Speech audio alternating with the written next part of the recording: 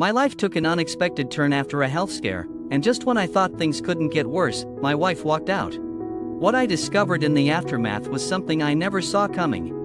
But before we start, smash the like button and make sure to subscribe if you haven't, and hit that notification bell so that you won't miss any new stories. I thought I had it all: a wife who loved me, a future that seemed secure, and a life that was pretty close to perfect. Bridget and I had been married for 6 years, and during that time, I never once doubted her loyalty. Our wedding vows had been sacred to me, especially the part about in sickness and in health. But life has a way of throwing curveballs, and I was about to face one that would shatter everything I believed in. It all started with what seemed like a minor health issue, a diagnosis that left me feeling weak and vulnerable. I needed time to recover, time that I thought Bridget was more than willing to give. At first, she was supportive, or at least I thought she was. "I'm here for you, Aiden," she'd say, her hand resting gently on my shoulder.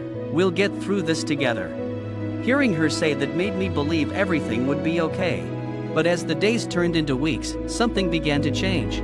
I started noticing the little things: how she'd come home later than usual, how she'd make excuses to be out with friends, how she'd seem distant even when we were in the same room. One night, as we sat in silence at the dinner table, I couldn't hold back anymore. "Bridget, is everything okay?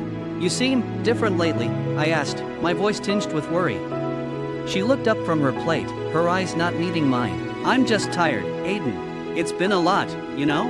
I wanted to believe her, but deep down, I could feel something was off. I tried to brush it off, thinking it was just stress or that she needed a break from playing nurse. But the feeling gnawed at me, refusing to let go. Then, one day, everything came crashing down. I came home early from a doctor's appointment, and there she was, packing her bags. My heart pounded in my chest as I watched her. "Bridget, what's going on?" I asked, my voice trembling with fear. She neither looked up nor stopped packing.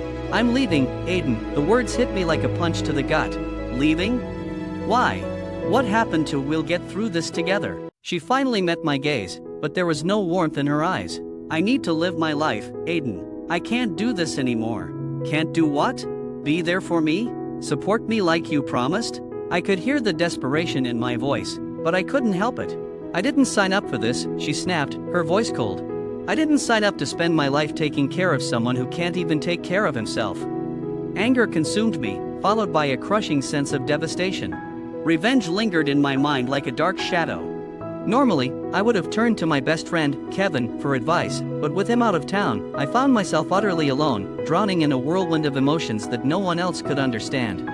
Desperate for answers, I turned to the only place I thought might help: the internet.